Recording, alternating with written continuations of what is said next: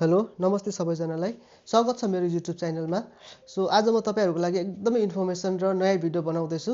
यदि तपाईँ पहिलो पटक जापान आउँदै हुनुहुन्छ भने यो दुईटा फर्महरू हामीलाई फिलअप गर्न दिन्छ, जुन एकदमै इम्पोर्टेन्ट हुन्छ हैन। यसको सानो सानो गल्तीले हाम्रो इमिग्रेसन र चेक जाँचमा धेरै ठुलो समस्या हुन सक्छ। दुईटा कार्डहरू एउटा कस्टम डिक्लेरेसन कार्ड हुन्छ जुन सामानको लागि हुन्छ भने डिसएम्बार्केसन कार्ड हुन्छ जुन इमिग्रेसनको लागि हुन्छ।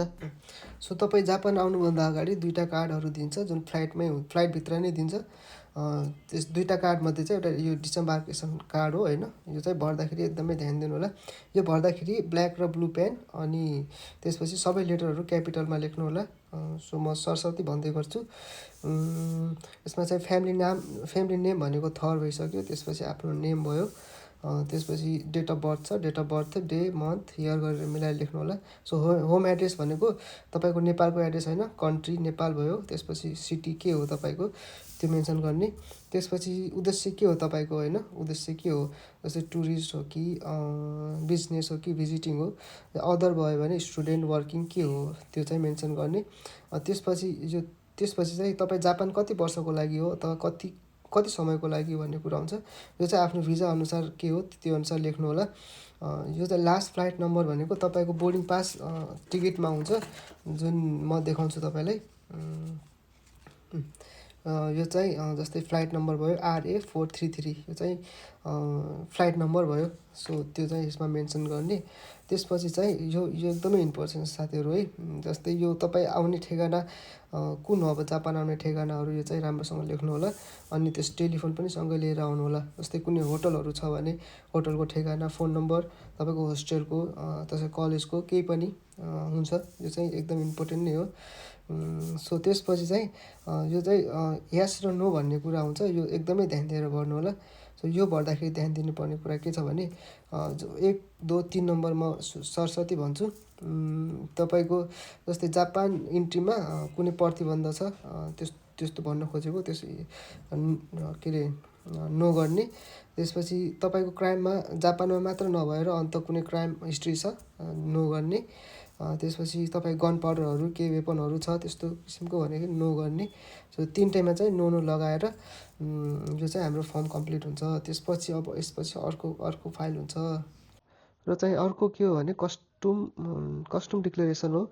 यो पनि एकदमै ध्यान दिएर भर्नुपर्छ। यसको अगाडि पछाडि गरेर दुईवटा हुन्छ। म तपाईँलाई सरस्वती भन्छु त है ल। अनि जस्तै यसमा सुरुमा भर्दाखेरि पनि फ्लाइट नम्बर हाल्ने, फ्लाइट नम्बर RA433 त्यही नै भयो हामीले त्यो उसमा भरेको जस्तै। त्यसपछि पोइन्ट अफ यो के छ, पोइन्ट अफ एम्बार्केसन भनेको तपाईँको उडेको ठाउँ अथवा चढेको ठाउँ, प्लेन चढेको ठाउँ, जस्तै काठमाडौँ नै भइहाल्यो। त्यसपछि डेट अफ अराइभल जापान भनेको जापानमा पुग्ने डेट, त्यही करेन्ट डेट नै लेख्दा हुन्छ यसमा। अनि यो चाहिँ नेम भइहाल्यो तपाईँको, लास्ट नेम र फर्स्ट नेम, मिडल नेम। त्यसपछि एड्रेस, जापानको एड्रेस लेख्ने, यहाँ जापान कुन ठाउँ तपाईँको। र त्यसपछि यो फोन नम्बर, टेलिफोन नम्बर के हुन्छ। त्यसपछि डेट अफ बर्थ भइहाल्यो तपाईँको, डे मन्थ इयर गरेर। त्यसपछि पासपोर्ट नम्बर भइहाल्यो। अनि त्यसपछि number of family member travel with you भनेको तपाईँसँग कुनै फ्यामिली ट्राभल गर्दैछ र छ भने कति वर्ष, यति वर्षको भनेको हुन्छ। यदि छैन भने नभर्दा पनि हुन्छ। सबै सिङ्गल हुनुहुन्छ नभर्ने।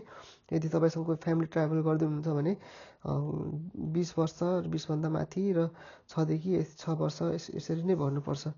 अर्को चाहिँ यो चाहिँ मेन इम्पोर्टेन्ट पोइन्ट भनेको यो नै हो। यो एकदमै भर्दाखेरि चाहिँ ध्यान दिनु होला। यसमा 1 नम्बरमा चाहिँ तपाईँले सबैमा नो नो नो नो गरेर टिक लगाइदिने होइन एकदमै। किनकि यो के गुड्सहरू त्यस्तो प्रतिबन्ध लागेको गुड्सहरू छैन भनेर तपाईँले यो सोध्छ। त्यो चाहिँ एकदमै त्यो चाहिँ यसमा भुलेर पनि नलगाउनु होला। नोमा सबै लगाउने है। त्यसपछि अर्को 2 नम्बरमा पनि नोमा गरिदिने। यो तपाईँको 1 मिलियनभन्दा माथिको अमाउन्ट छ भनेपछि मात्र यस गर्ने, नत्र नो नै गर्ने। त्यसपछि अब यो पनि के 3 नम्बरको पनि नो गरिदिने होइन। त्यसपछि यहाँ गरेर अनि आफ्नो सिग्नेचर गर्ने। त्यसपछि यसको बी पार्ट चाहिँ, यो चाहिँ ए पार्ट भयो, यसको बी चाहिँ यतै नै छ। यो बी हेर्दाखेरि पनि फुल छ, तर यो चाहिँ कुनै भर्नु पर्दैन है तपाईँले। किनकि यदि तपाईँले यो कुनै भर्नु पर्दैन। सो यो किन भन्नु पर्दैन भने तपाईँले कुनै वस्तु यता ल्याउनु भएको छ भने एस गर्नुभएको छ भने त्यो चाहिँ यता भर्ने हो। सो यो सबै खाली राख्दा हुन्छ नभर्ने, किनकि यहाँ लेखेकै छ माथि होइन, you're not required to fill this section होइन। यदि तपाईँले माथि कुनै वस्तु ल्याउनु भएको छ भने मात्र भर्ने, तर भर्नु हुँदैन। सो यसलाई खाली नै छोडिदिने, यसलाई नभर्ने, त्यसपछि खत्तम हुन्छ। र यो भरिसक्यो भने एकदमै सुरक्षितसम्म राख्ने।